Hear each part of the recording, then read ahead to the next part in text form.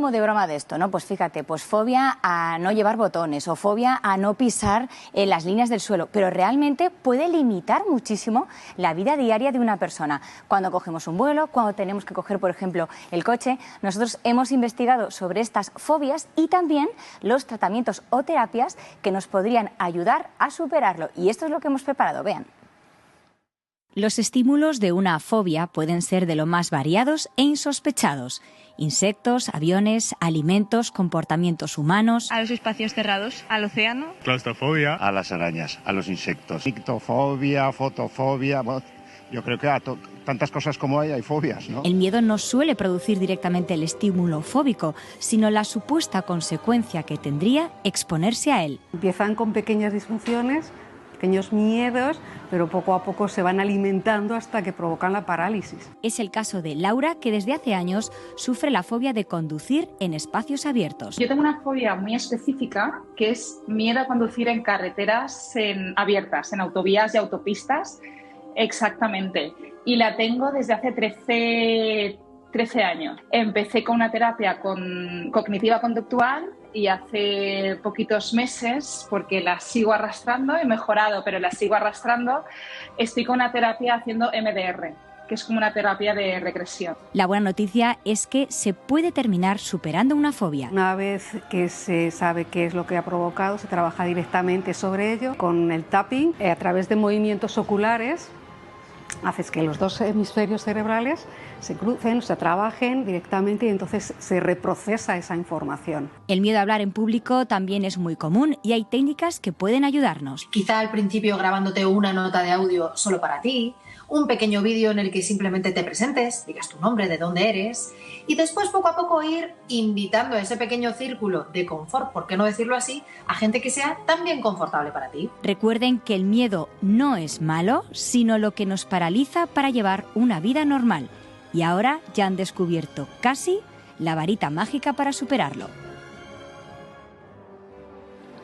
Patricia, España es el tercer país de Europa en número de vuelos. Hay 3.200 aviones despegando cada día y, sin embargo, hay gente que no se plantea subir a uno de ellos. Es una de las principales fobias, la del miedo a volar. Es la de las principales y además de las que más se conoce. Está muy extendida porque no solo es gente que tiene miedo a volar en unas vacaciones, por ejemplo, sino gente que por miedo a volar no puede a lo mejor hacer un vuelo profesional, es decir, ir a París a una reunión de trabajo. Fíjese, porque la RAE dice que precisamente una fobia es la aversión exagerada a algo o a alguien y que en determinados actos, obviamente, y en situaciones nos bloquea totalmente. Como comentábamos, ¿y para volar qué podemos hacer? Bueno, pues hay escuelas como esta, por ejemplo, del Aeroclub, que a través de teoría, un seguimiento también de un psicólogo y un simulacro hace que terminemos por menos de unos 500 euros subiéndonos a volar hasta en una avioneta. Escuchen. Empezamos con la parte del piloto profesional, que nos explica toda esta parte de más mecánica y del por qué vuela un avión y el tema de las turbulencias y fallos que puede tener un avión y cómo se pueden resolver, etcétera. Luego hay una parte más de apoyo emocional o de gestión de la emoción, de la gestión del estrés, de la ansiedad. Y la tercera parte del curso es una hora de un simulador en un Boeing 737 con el objetivo de reproducir situaciones de ansiedad. Fíjate, estamos hablando de las vacaciones, ¿no? Bueno, pues hay incluso una fobia que es precisamente acoger vacaciones. ¿Qué es lo que hace? Creerlo, ¿verdad? ¿Verdad que sí?